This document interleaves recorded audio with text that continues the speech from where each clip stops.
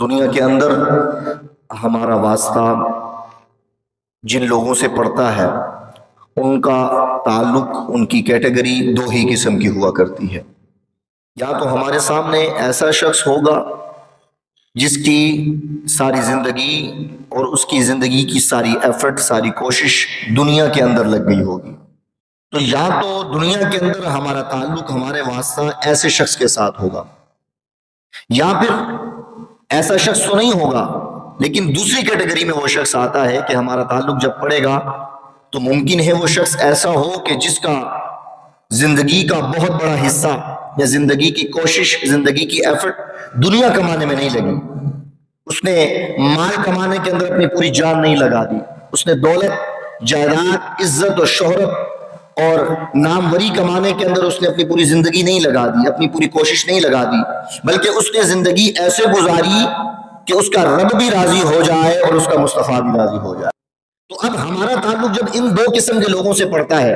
تو ہمارا رویہ، ہمارا انداز ان دونوں لوگوں کے ساتھ کیسا ہونا چاہیے؟ کیا ہم جیسے دنیا دار کے ساتھ ملتے ہیں، ایک مال دولت والے شخص کے ساتھ ملتے ہیں، اور ہمارا رویہ، ہمارا انداز اس کے ساتھ جیسا ہوتا ہے گفتگو کا، اس کے ساتھ محبت کا، اس کے ساتھ تعلق کا، اس کے ساتھ واسطے کا، کیا ایسا ہی تعلق ہمارا اس شخص کے ساتھ بھی ہونا چاہیے کہ جس نے ساری زندگی اللہ کے لیے گزار دی؟ ایسا ہونا چاہیے؟ نہیں، بلکہ جس نے ساری زندگی دنیا کے اندر گزار دی، اللہ رب العزت کے نزدیک اس کا کوئی مقام و مرتبہ نہیں ہے۔ لیکن وہ شخص کہ جس نے دنیا کے اندر رہتے ہوئے ان اکرمکم عند اللہ اتقاکم، پرہیزگاری کے ساتھ زندگی گزاری، جس نے دنیا کے اندر رہتے ہوئے مال بھی کمایا، دولت بھی کمائی، لیکن اس طریقے کے مطابق کمائی جیسا اس کا رب چاہتا تھا، جس چیز کے ساتھ عمل کرنے کو، جس کاروبار کو، جس کے ساتھ محبت کرنے کو، تعلق کا ویسا کرنے کو اس کے رب نے منع کیا، اس نے اس کو چھوڑ دیا، اور جس طریقے سے اس کو مال کمانے کی رب نے اجازت دی، مصطفیٰ نے اجازت دی، اس نے اسی طریقے سے مال کمایا۔ وہ چاہتا تو حرام بھی کما سکتا تھا، وہ چاہتا تو ناجائز طریقے سے مال کما سکتا تھا، لیکن اس نے اس چیز کو مد نظر نہیں رکھا کہ میرے پاس دولت آئے، صرف مال آئے، صرف اور صرف جائیداد آ جائے، صرف اور صرف شہرت آ جائے، بلکہ اس نے دولت کے ساتھ ساتھ مصطفیٰ کو بھی مد نظر رکھا، اللہ کی رضا کو بھی مد نظر رکھا۔ تو اللہ تعالیٰ ارشاد فرماتا ہے کہ ایسا شخص اس شخص کی طرح کبھی نہیں ہو سکتا کہ جس نے ساری زندگی دنیا کے اندر لگا دی، بلکہ ایسا شخص دنیا میں رہے گا تب بھی ہماری خاص رحمتوں کا اس پر نزول ہوگا، اور جب قبر کے اندر جائے گا یا حشر کے میدان میں اٹھے گا تب بھی وہ ہماری رحمت کے اندر ہی ہوگا۔ تو لہٰذا ہمارا تعلق یا ہمارے گفتگو کا انداز، ہماری نیت، ہمارا ارادہ ایسے شخص کے ساتھ ملتے ہوئے کیسا ہونا چاہیے کہ جس کو اللہ تعالیٰ مقام و مرتبہ عطا فرما رہا ہے، جس کو اللہ نے فرمایا کہ اس کو میں نے عزت دی ہے دنیا کے اندر بھی، جس کو میں نے عزت دی ہے قبر کے اندر بھی، اور اس کو میں نے عزت دی ہے حشر کے اندر بھی، تو کیا اس کے ساتھ گفتگو کا انداز عامیانہ نہیں ہونا چاہیے؟ ہمارا ارادہ اس کے ساتھ اچھا ہونا چاہیے۔ قرآن کریم کے اندر اور احادیث مبارکہ کے اندر رب ذوالجلال نے یہ بات ارشاد فرمائی، رسول اللہ علیہ السلام نے ارشاد فرمایا کہ من عاد لی ولیًا، کہ جس نے میرے ولی کے ساتھ دشمنی کی، یعنی اللہ تعالیٰ یہ بات ارشاد فرماتا ہے کہ وہ شخص کہ جس نے زندگی میرے مطابق گزاری ہو، فرمایا اس کا مقام یہ ہو جاتا ہے کہ من عاد لی ولیًا، جو شخص اس کے ساتھ دشمنی کرتا ہے، فرمایا وہ میرا ولی تو کچھ نہیں کہے گا، لیکن میں چونکہ اس کا محبوب ہوں، وہ میرا محبوب ہے، فرمایا میں اس محبوبیت کا، اس قرب کا لحاظ رکھتے ہوئے فرمایا وہ تو کچھ نہیں کہے گا لیکن اس کا بدلہ میں اس سے لے لوں گا۔ اب ہمارے سامنے دو ہی اشخاص آ گئے، جس نے زندگی دنیا کے لیے گزاری، ایک زندگی مصطفیٰ کے لیے گزاری، ایک وہ شخص آ گیا۔ آقا کریم علیہ السلام نے ارشاد فرمایا وہ شخص کہ جو اپنے افعال کے اندر، اعمال کے اندر اللہ کی رضا کو مد نظر رکھتا ہے اور وہ ساری کوششیں کرتا ہے کہ اللہ مجھ سے راضی ہو جائے، میرا رب مجھ سے راضی ہو جائے، میرے مصطفیٰ مجھ سے راضی ہو جائے، میں دین کے مطابق زندگی گزارنے کی کوشش کرتا ہوں، تو لہٰذا میرا طرز عمل بھی دین کے مطابق ہونا چاہیے۔ آقا کریم علیہ السلام نے ارشاد فرمایا ایسے شخص کے بارے میں رب ارشاد فرماتا ہے، اللہ ارشاد فرماتا ہے کہ جب بندہ مومن پوری کوشش کرتا ہے، وہ فرائض پر عمل کرتا ہے، نوافل پر عمل کرتا ہے، اور صرف اس کی نیت یہ ہوتی ہے کہ رب مجھ سے راضی ہو جائے، تو اللہ تعالیٰ ارشاد فرماتا ہے کہ اس کی اس کوشش کی وجہ سے ایک وقت ایسا آتا ہے کہ ہم اس کو وہ مقام عطا فرماتے ہیں کہ ہم اس کی آنکھ بن جاتے ہیں جس سے وہ دیکھ رہا ہوتا ہے، فرمایا ہم اس کے کان بن جاتے ہیں جس سے وہ سن رہا ہوتا ہے۔ فرمایا ہم اس کے قدم بن جاتے ہیں، پاؤں بن جاتے ہیں جس سے وہ چل رہا ہوتا۔ تو کیا ایک طرف وہ شخص کہ جس نے ساری زندگی دنیا کے لیے گزار دی، اور ایک طرف وہ شخص کہ جس سے رب یہ کہہ رہا ہے میں اس کی آنکھ بن گیا ہوں،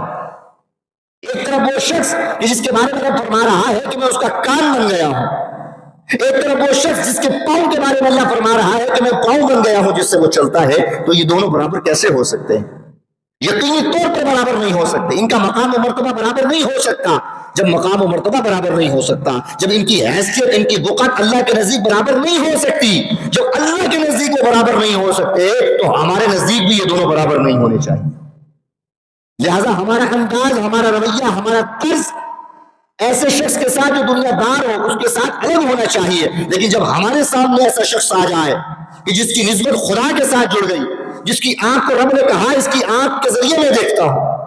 اس کے ہاتھ میرے ہاتھ ہیں، فرمایا اس کے ہاتھ بن جاتا ہوں جس سے وہ پکڑتا ہے، تو معلوم یہ ہوا کہ ہمارا طرز عمل ایسا ہونا چاہیے کہ دنیا دار کے ساتھ تو تعلق ہو، محبت ہو، لیکن جب ایسا شخص ہمارے سامنے آ جائے تو اس کی نسبت خدا کی طرف دیکھتے ہوئے ہمارے دلوں میں اس کا احترام بھی آنا چاہیے، عقیدت بھی آ جانی چاہیے۔ آپ نے فرمایا کہ آنکھ تو ہر انسان کو عطا ہوئی ہے، زبان تو ہر انسان کو عطا ہوئی ہے، کان تو ہر انسان کو عطا ہوا ہے، اور اس کان کو سننے کا ذریعہ شیطان بھی بنانا چاہتا ہے اور رحمان بھی بنانا چاہتا ہے، اس آنکھ سے دیکھنے کا ذریعہ خدا بھی بننا چاہتا ہے اور شیطان بھی بننا چاہتا ہے، اور اللہ تعالیٰ کیا چاہتا ہے؟ اللہ فرماتا ہے بندہ مومن تو اپنی آنکھ کو اس قابل بنا کہ میں تیری آنکھ سے اس دنیا کو دیکھوں، تو اپنے کان کو اس قابل بنا کہ تیرے کان کے ذریعے میں دنیا کو سنوں۔ کیا رب دیکھ نہیں سکتا؟ کیا رب سن نہیں سکتا؟ کیا رب کلام نہیں کر سکتا؟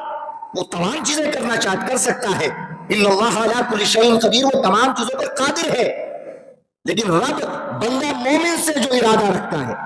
بندہ مومن کو جس مقام و مرتبے پر دیکھنا چاہتا ہے، وہ یہ دیکھنا چاہتا ہے کہ اے بندہ مومن اپنی آنکھ کو اس قابل بنا کہ تیری آنکھ کو میں کہوں کہ میں اس بندے کی آنکھ بن گیا ہوں جس سے یہ دیکھ رہا ہے، میں اس بندے کے کان بن گیا ہوں جس سے وہ سن رہا ہے۔ مولانا روم رحمۃ اللہ تعالیٰ علیہ کا مجھے واقعہ یاد آتا ہے، مثنوی شریف کے اندر آپ نے بڑا پیارا واقعہ ذکر کیا، حضرت موسیٰ اور خضر علیہ السلام کا واقعہ ذکر کیا کہ موسیٰ علیہ السلام کی جب ملاقات ہوئی خضر علیہ السلام کے ساتھ تو انہوں نے کہا کہ اللہ نے آپ کو اے خضر وہ علم عطا فرمایا ہے جو مجھے عطا نہیں فرمایا، تو میں نے اللہ سے یہ عرض کی تھی، ریکویسٹ کی تھی کہ یا اللہ مجھے اس بندے کے پاس بھیج دے تاکہ اس کی خدمت میں جاؤں اور اس سے وہ علم حاصل کر لوں جو تو نے براہ راست مجھے علم عطا نہیں فرمایا۔ جب آپ ان کی خدمت میں گئے انہوں نے کہا ٹھیک ہے آپ میرے ساتھ چلیں، صحبت اختیار کریں، ساتھ رہیں گے، آپ کو علم آتا چلا جائے گا۔ پہلا واقعہ قرآن کہتا ہے کہ موسیٰ علیہ السلام اور خضر علیہ السلام کشتی کے اندر سوار ہوئے، اور اس کشتی کا جو کہا جائے کہ ملاح تھا کرایہ لیتا تھا ظاہر ہے، لیکن انہوں نے دیکھا کہ خضر علیہ السلام ہے، موسیٰ علیہ السلام ہے، تو اس بندے نے ان حضرات سے، ان ہستیوں سے کرایہ نہیں لیا، کہا کہ آپ ویسے ہی آ جائیں، آپ کا آنا ہی ہمارے لیے اعزاز ہے، اگر آپ میری سواری کے اندر سوار ہوں گے یہ تو میرے لیے مقام و مرتبہ اور اعزاز کی بات ہے، چاہے جائے کہ میں آپ سے کرایہ لوں یا اس طرح کا معاوضہ لوں۔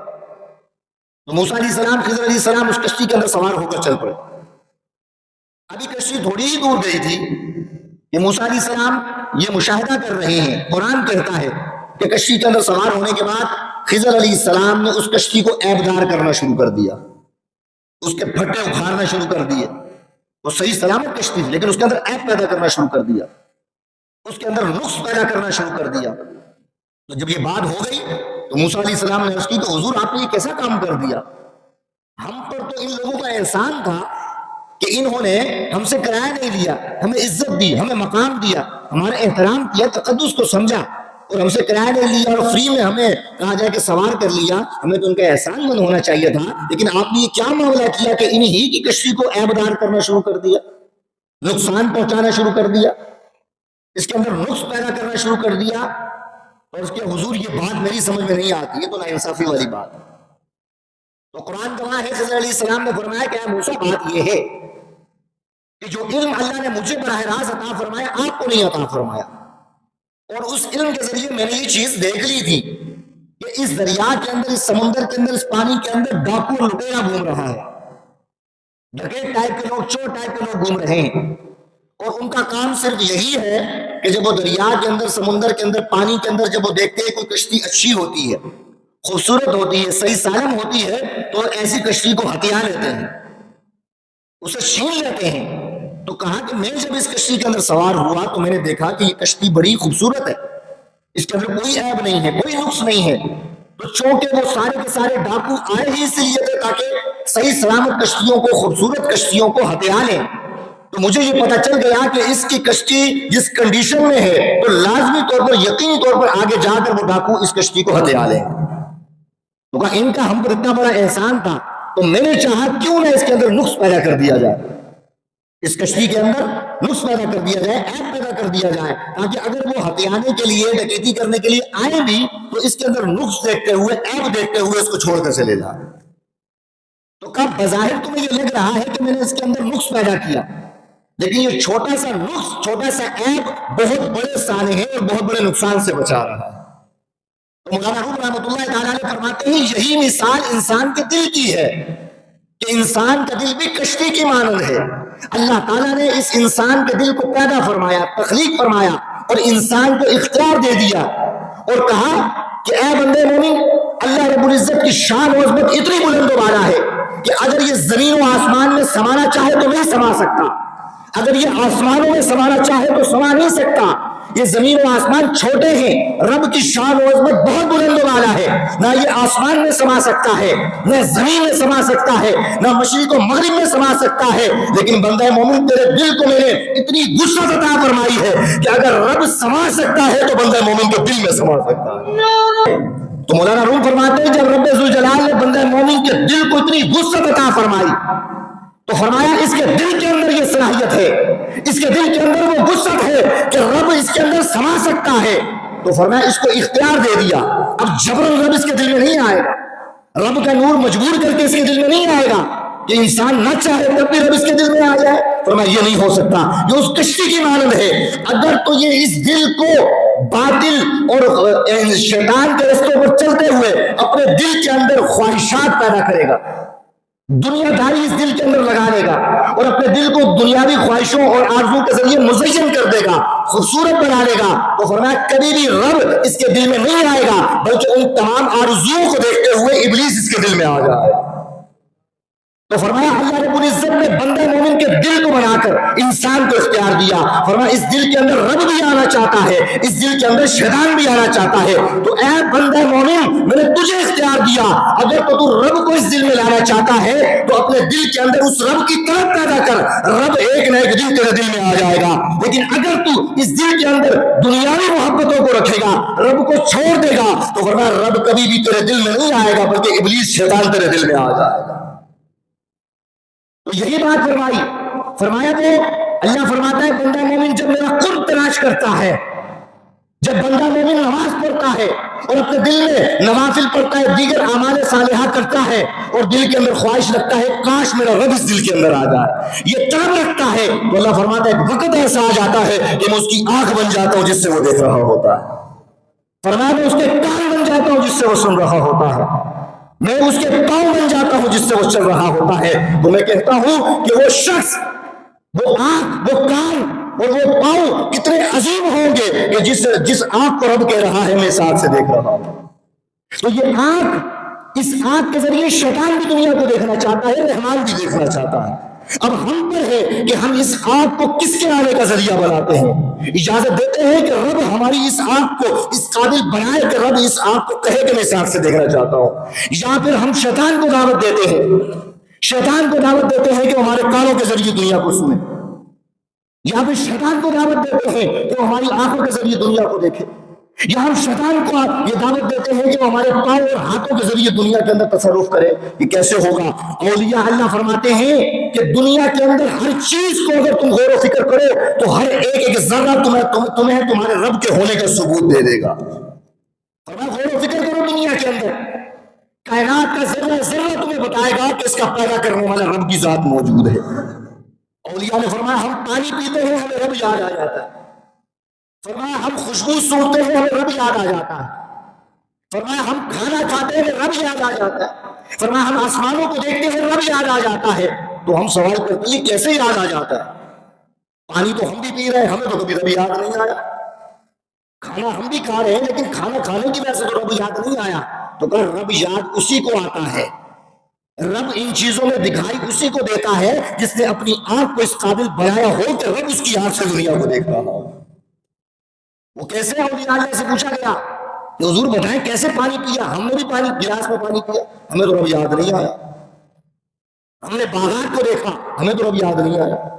ہم نے سمندر کو دیکھا، ہمیں تو رب یاد نہیں آیا، آپ کو کیسے یاد آ گیا؟ انہوں نے کہا تمہیں ایک نکتہ بتا دیتا ہوں غور و فکر کا، صلاحیت کا، کہ کیسے رب یاد آتا ہے. فرمایا جب ہم پانی پیتے ہیں اس کے اندر شفافیت دیکھتے ہیں، اس پانی کے اندر کتنی شفافیت ہے، اس نے پیاس کو بجھایا،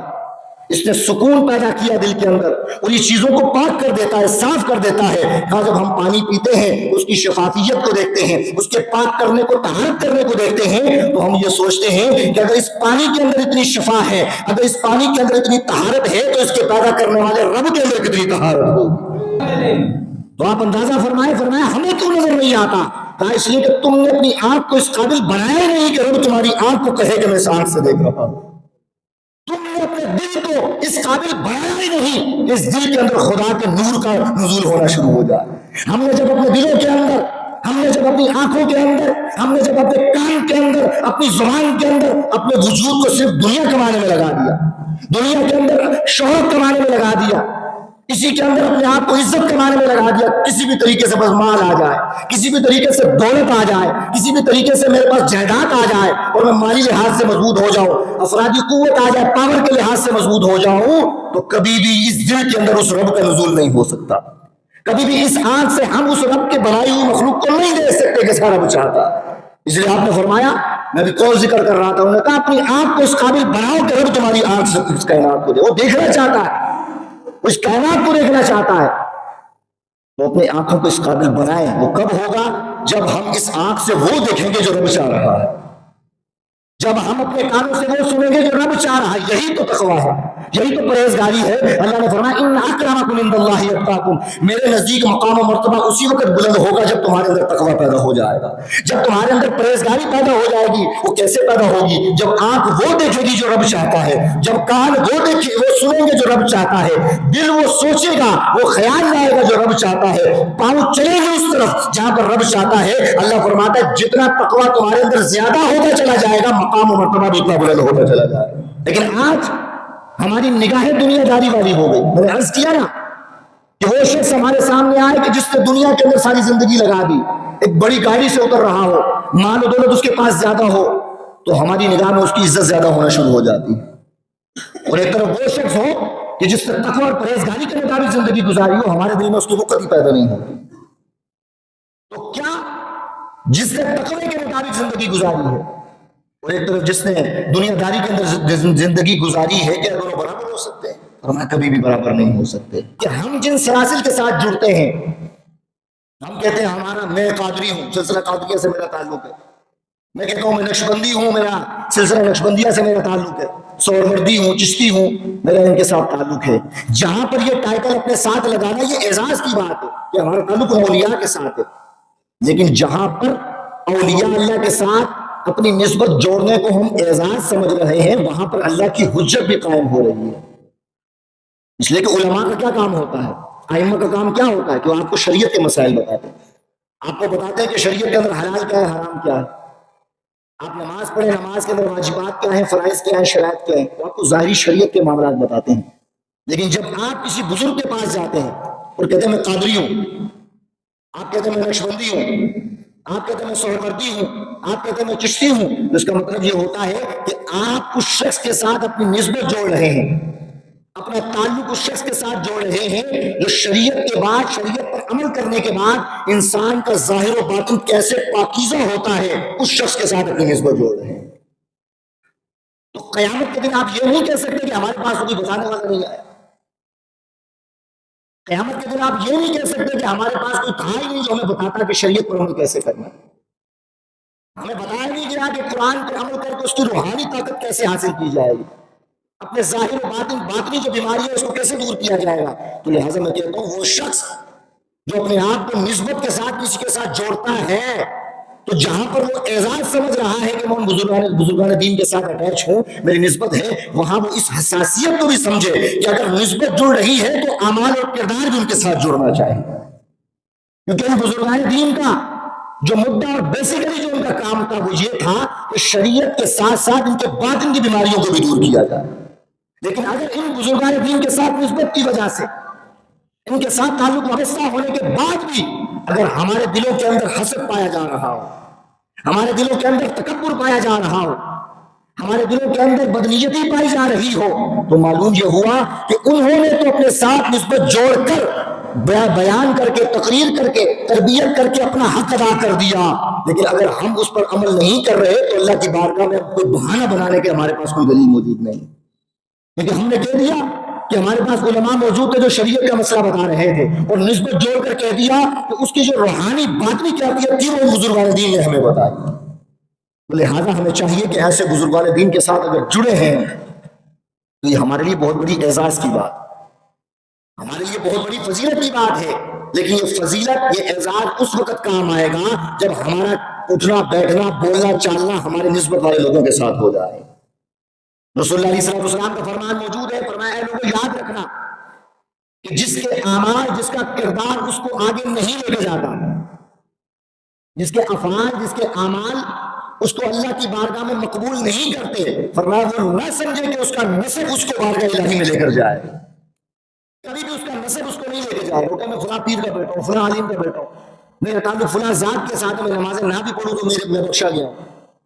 میں یہ فرائض واجبات پر عمل نہ بھی کروں کبھی میرا بیڑا پار ہے۔ رسول اللہ نے فرمایا کبھی نہ سوچنا، اس لیے کہ نسبت تو تمہیں کہا کہ بارگاہ الہی تک لے جائے گی، لیکن یہ قابل قبول اس وقت ہوگی جب تمہارے اعمال کے اندر، تمہارے کردار کے اندر جس سے نسبت جڑی ہے اس کا عکس نظر آ رہا ہوگا۔ آج مثال کے طور پر آج ہم جڑ جاتے ہیں، سلسلہ چشتیہ سے جڑ جاتے ہیں، نقشبندیہ سے جڑ جاتے ہیں، قادری سلسلے سے جڑ جاتے ہیں، لیکن آج ہمیں بتانا پڑ رہا ہوتا ہے کہ ہمارا تعلق ان بزرگوں کے ساتھ ہے۔ عام سی مثال میں دیتا ہوں، ہمارے نوجوان اگر باڈی بلڈنگ کرنے گیم کے اندر جائیں تو ایک ہفتہ گزرے تو اس کو بتانا نہیں پڑتا میں باڈی بلڈنگ کر رہا ہوں یا ایکسرسائز کر رہا ہوں، بلکہ اس کے جسم کے خد و خال بتا دیتے ہیں بھائی یہ ایکسرسائز کر رہا ہے۔ کیوں؟ اس کے مسل نظر آنے شروع ہو جاتے ہیں، اس کے جسم کے اندر تبدیلیاں نظر آنا شروع ہو جاتی ہیں، تو ایک ہفتہ وہ جائے تو دیکھنے والے کو بتانا نہیں پڑتا کہ یار دیکھو میرے جسم کو، میں جو ہے فلاں جگہ جا رہا ہوں، ایکسرسائز کر رہا ہوں۔ تو جب ایک دنیا کی چیز کے اندر ایک انسان ملوث ہو جائے، ایک ہفتہ 10 دن ہو جائے، اس کا اثر اس کے وجود کے اندر ظاہر ہونا شروع ہو جاتا ہے۔ تو اگر ہم ان ہستیوں کے ساتھ جڑ جائیں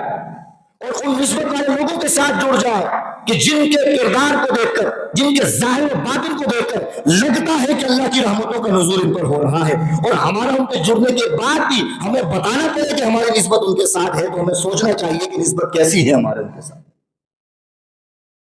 اکثر میں کہا کرتا ہوں کہ آج اگر ہماری گیدرنگ ہو جائے یہودیوں کے ساتھ، عیسائیوں کے ساتھ، یا ایسی مجلس ہو جہاں پر یہ سارے مکس لوگ بیٹھے ہو، تو آج ہمارا حال یہ ہے کہ ہمیں منہ سے بتانا پڑے گا کہ ہمارا تعلق اسلام کے ساتھ ہے، ہمیں بتانا پڑے گا ہم مسلمان ہیں، ہم مومن ہیں، اللہ اور اس کے رسول کے ماننے والے ہیں، اس لیے کہ آج ہم کلمہ پڑھ کے مسلمان ہو گئے لیکن ہمارا ظاہر و باطن یہ بتا ہی نہیں رہا کہ ہمارا تعلق اسلام کے ساتھ ہے۔ ہمارا کردار، ہمارے افعال، نام تو ہم نے مسلمانوں کا لے لیا، نام تو ہم نے کلمہ پڑھ کے مسلمانوں کا لے لیا، رسول اللہ کے ساتھ نسبت جوڑ دی، لیکن آج ہمارا کردار افعال یہود و نصارہ کی عکاسی کر رہا ہے۔ آج ہمارا آئیڈیل زندگی گزارنے کے وہ یہود و نصارہ ہو گئے، کردار آئیڈیل ہم نے ان کو بنایا لیکن دل میں ہم کلمہ پڑھ کے مسلمان کہلا رہے ہیں۔ قرآن کریم کے اندر رب ذوالجلال نے ارشاد فرمایا سیماہم فی وجوہہم من اثر السجود، مومن کی نشانی یہ ہوتی ہے کہ اس کو بتانا نہیں پڑتا میں مسلمان ہوں۔ سیماہم فی وجوہہم من اثر السجود، مومن کو بتانا نہیں پڑتا، مسلمانوں کو بتانا نہیں پڑتا کہ یہ مصطفیٰ کے غلام ہیں، غلامی مصطفیٰ میں زندگی گزار رہے ہیں، فرمایا ان کے چہرے کا نور بتا دیتا ہے مصطفیٰ کے غلام۔ اگر تمہیں منہ سے بتانا پڑ رہا ہے کہ میں مومن ہوں تو فرمایا کس بات کے مومن ہو تم؟ تمہارا کردار افعال ایسا ہونا چاہیے کہ اگر دور سے چلتے ہوئے بھی آ رہے ہو، کسی کو پتا نہ ہو کون آ رہا ہے، تمہاری چال چلن بتا دینی چاہیے کہ یہ اللہ اور اس کے رسول کے ماننے والے آ رہے ہیں۔ صالح علیہ السلام کا واقعہ قرآن کریم میں اللہ نے ارشاد فرمایا، جب صالح علیہ السلام اپنی قوم کے پاس آئے اور آ کر فرمایا کہ اللہ کی عبادت کرو، اللہ نے مجھے نبی بنا دیا ہے۔ تو ان سب نے کہا کہ آپ نبی بنا دیے گئے ہیں تو پھر آپ ہمیں معجزہ دکھائیں۔ تو آپ نے فرمایا کیا معجزہ دیکھنا چاہتے ہو، بتاؤ، میں ویسا معجزہ دکھا دوں گا۔ تو انہوں نے مطالبہ کیا کہ ہم معجزہ یہ چاہتے ہیں کہ سامنے جو پہاڑی ہے، چٹان ہے، کا معجزہ یہ دکھائیں کہ چٹان پھٹے، اس کے اندر سے ایک حاملہ اونٹنی نکلے، وہ بھی حاملہ ہو، اور آگ نکلتے ساتھ ہی وہ بچہ جنے۔ اگر ایسا ہو جائے تو ہم سمجھ جائیں گے واقعی آپ نبی۔ وہ تو واقعی سچے نبی تھے۔ انہوں نے اشارہ کیا، اس چٹان کے دو ٹکڑے ہو گئے، پھٹ گئی، اندر سے اونٹنی نکلی، اس نے بچہ بھی دے دیا۔ اب وہ سارا معاملہ ہو گیا۔ جب یہ معاملہ ہو گیا تو صالح علیہ السلام نے فرمایا اب ایک اونٹنی یہ ہے اور ایک اونٹنی وہ ہے جو تمہارے پاس ہے۔ جو دنیا کے اندر اونٹنیاں بھی تم دیکھ رہے ہو، جو یہ اونٹنی دیکھ رہے ہو یہ بھی اونٹنی، اس کے بھی 4 پاؤں، اس کے بھی 4 پاؤں ہیں، لیکن فرمایا یاد رکھنا اب چونکہ اس کی نسبت خدا کے ساتھ جڑ گئی ہے، اللہ نے اس کو ذاتی طور پر دنیا میں بھیجا ہے، تو یہ ناقۃ اللہ، یہ اللہ کی اونٹنی بن گئی ہے۔ تو اب جیسے تم نیت رکھ کے باقی اونٹنیوں کو دیکھتے ہو، فرمایا کبھی بھی اس نیت کے ساتھ اس اونٹنی کو نہیں دیکھنا۔ فرمایا تم نے اگر بدنیتی کے ساتھ، کسی ارادہ بد کے ساتھ تم نے اس اونٹنی کو چھوا بھی تو اللہ تمہاری پوری قوم کو تباہ و برباد کر دے گا۔ چند دن کے بعد ہوا ایسا ہی کہ اس پوری قوم میں سے ایک شخص اٹھا اور اس نے اس اونٹنی کو قتل کر دیا، یعنی کاٹ دیا، پہلے اس کے پاؤں کاٹے پھر اس کو ذبح کر دیا۔ جب صالح علیہ السلام کو یہ بات پتہ چلی تو آپ نے فرمایا میں نے تمہیں کہا تھا، تم نے اس اونٹنی کو ویسے ہی دیکھا جیسے دنیا کی اونٹنیوں کو دیکھ رہے تھے، لیکن میں تمہیں کہا تھا کہ یہ وہ اونٹنی نہیں ہے جو آپ اونٹنی ہے۔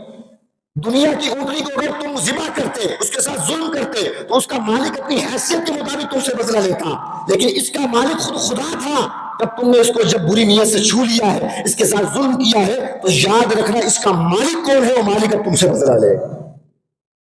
صالح علیہ السلام جب یہ بول کر چلے گئے ارشاد فرما کر، چند گھنٹے گزرے ہیں، چند دن گزرے، پوری قوم سمود جو تھی زلزلہ آیا اور پوری قوم تباہ و برباد ہو گئی۔ تو قرآن یہ بتاتا ہے کہ جن جانوروں کی نسبت، انسان تو انسان ہے، اگر کسی جانور کی نسبت بھی خدا کے ساتھ ہو جائے، اگر کوئی انسان اس کو بری نیت سے دیکھتا ہے تو اللہ اس پر عذاب نازل فرما دیتا ہے۔ تو یہاں پر مکہ علماء فرماتے ہیں کیا پوری قوم نے اس اونٹنی کو ذبح کیا تھا؟ سب نے مل کر تو ذبح نہیں کیا، صرف ایک آدمی نے ذبح کیا تھا، لیکن عذاب پوری قوم پر آ گیا۔ یہی وجہ ہے کہ آج ہمارے ہاں اولیاء اللہ کی توہین ہوتی ہے، مساجد کی توہین ہو رہی ہے، علماء کی توہین ہو رہی ہے، ائمہ کی توہین ہو رہی ہے، اور جو کر رہا ہے اس سے باقی لوگ اسے روک نہیں رہے، وہ سمجھ رہے ہم تو نہیں کر رہے، ہم تو نمازیں پڑھ رہے۔ مسجد کے اندر انتشار پھیلایا جا رہا ہے، اولیاء اللہ کی توہین ہو رہی ہے، تو ایک آدمی جو توہین کر رہا ہے، انتشار کا سبب بن رہا ہے، تو باقی لوگ کہتے ہیں کہ ہم تو نماز پڑھنے والے ہیں، ہمارا تو اس کے ساتھ کوئی تعلق نہیں ہے، یہ ظلم کر رہا ہے، یہ انتشار پھیلا رہا ہے، لہٰذا اس پر وبال آئے گا تو آئے گا۔ میں کہتا ہوں صالح علیہ السلام کی قوم میں سے صرف ایک شخص نے یہ عمل بد کیا تھا، بری نیت سے اس کو کاٹا تھا، لیکن کیا ہوا؟ باقی لوگوں کو چھوڑ دیا گیا؟ فرمایا کبھی نہ ہوا، اس لیے کہ وہ نسبتیں یا وہ چیزیں، وہ لوگ کہ جن کی نسبت خدا کے ساتھ ہو جائے، اگر اس کو کوئی بری نیت سے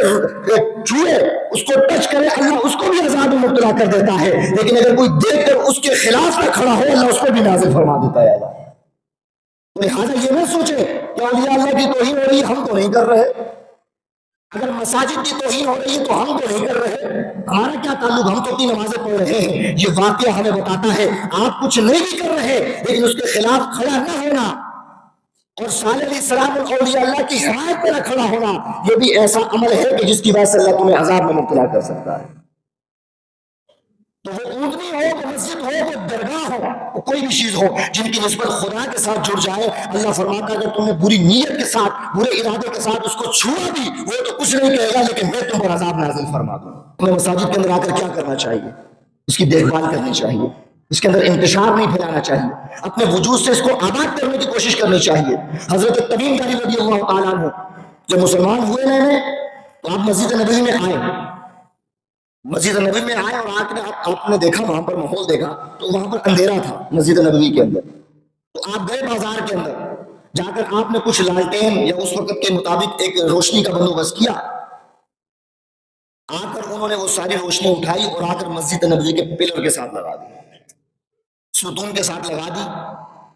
ایسا نہیں ہوا کہ انہوں نے دیکھا ہو کہ مسجد کے اندر یہ معاملہ ہو رہا ہے تو انتشار پھیلانا شروع کر دیا، یہ کیا ہو رہا ہے، یہ تو کام ہی نہیں کر رہے، یہ تو کچھ نہیں ہو رہا۔ تمیمداری نے ایسا نہیں کیا۔ جہاں تو ہوتا ہے نا کہ چھوٹا سا کام کیا جائے اس کو ڈنڈورا پیٹا جا رہا ہوتا ہے، تمیمداری نے آج صحابہ کا ہمیں بتا رہا ہے کہ اگر ایسی نسبت جوہری والی جگہوں کی خدمت کرنی ہو تو اخلاص اور نیت یہ ہونی چاہیے کہ عمل اس لیے کر رہے ہیں کہ رب راضی ہو جائے۔ انہوں نے بھی یہی عمل کیا۔ وہ فرماتے ہیں بازار سے گئے لائٹنگ لا کر، انہوں نے نہیں کسی سے پوچھا اور نہیں کسی کو کچھ کہا کہ یہ کیا ہو رہا ہے، وہ گئے بازار سے لائٹنگ لا کر لگا دی۔ صحابہ فرماتے ہیں چند لمحوں کے بعد رسول اللہ علیہ السلام مسجد میں داخل ہوئے، آپ نے مسجد کو روشن دیکھا تو فرمایا یہ کس نے لائٹنگ کی ہے مسجد کے اندر، یہ کس نے یہ عمل کیا کہ روشنی ہو رہی ہے؟ صحابہ فرماتے ہیں ہم ڈر گئے کہ شاید رسول اللہ جلال میں آ گئے، ناراضگی کا اظہار ہے۔ لیکن رسول اللہ علیہ السلام نے پوچھا بتاؤ کس نے یہ معاملہ کیا، تو سب نے عرض کیا کہ تمیم داری رضی اللہ تعالیٰ عنہ گئے تھے بازار اور انہوں نے یہ لائٹنگ لا کر مسجد کے اندر لگا دی اور روشنی ہو گئی۔ آپ نے بلایا، آپ نے فرمایا تمیم داری کو بلاؤ۔ جب بلایا تمیم داری کہتے ہیں رسول اللہ علیہ السلام نے میری طرف دیکھا اور دریا رحمت جوش میں آیا، وہ فرمایا تمیم داری تیرے اس عمل سے، مسجد کو آباد کرنے سے، مسجد کو صاف کرنے سے میرا دل اتنا خوش ہوا ہے کہ میں دعا کرتا ہوں جس طرح تو نے مسجد کو آباد کیا ہے اللہ تیرے دل کو بھی آباد کر دے، فرمایا تیری قبر کو بھی آباد کر دے۔ فرمایا تمیم داری میری بیٹی تھی جس کا نکاح ہو چکا ہے حضرت علی کے ساتھ، فرمایا خدا کی عزت کی قسم تیرا یہ عمل مجھے اتنا پسند آیا، آج اگر میری بیٹی کوئی میرے پاس موجود ہوتی میں اس کا نکاح تیرے ساتھ کر دیتا۔ تو لہٰذا ہمیں چاہیے کہ ایسی نسبت والے لوگوں کے پاس جائیں تو نیت اچھی رکھے جائیں، مساجد کو آباد کریں، ایسے اولیاء اللہ کے پاس جائیں تو نیت اچھی رکھے جائیں، اس لیے کہ ہماری نیتوں کو وہ تو نہیں دیکھ رہے، ہمارے ارادوں کو وہ تو نہیں دیکھ رہے، لیکن ان کی نسبت جس خدا کے ساتھ ہے وہ ہمارے عمل کو بھی دیکھ رہے ہیں، ہماری نیت کو بھی دیکھ رہے ہیں۔ اس لیے ہمیں چاہیے میرے دوستوں بزرگوں ایسے اولیاء کے پاس جائیں، ایسی مساجد کے اندر جائیں، ایسے خطوں کے پاس جائیں، خطوں کے اندر جائیں کہ جن کی نسبت خدا کے ساتھ جڑی ہوئی ہو، تو صرف دل میں یہ نیت لے کر جائیں کہ یہاں پر ہم جو بھی عمل کریں گے اس کا ثواب ہمیں رب عطا فرمائے گا اور ہمیں قرب الہی عطا فرمائے گا۔ لیکن اگر آپ کی نیت ذرہ برابر بھی کچھ اور ہو گئی تو میں سمجھنا کہ یہ نہیں سمجھنا کہ آپ کو ثواب ملے گا۔ اکثر میں وہ شہید کا ذکر کیا کرتا ہوں کہ ایک شہید قیامت کے دن رب کی بارگاہ میں آئے گا، اللہ فرمائے گا میرے لیے کیا کیا تو نے؟ کہے گا مولا میں نے اپنی جان تیرے لیے دے دی، اللہ فرمائے گا تو نے میرے لیے جان نہیں دی، تیرے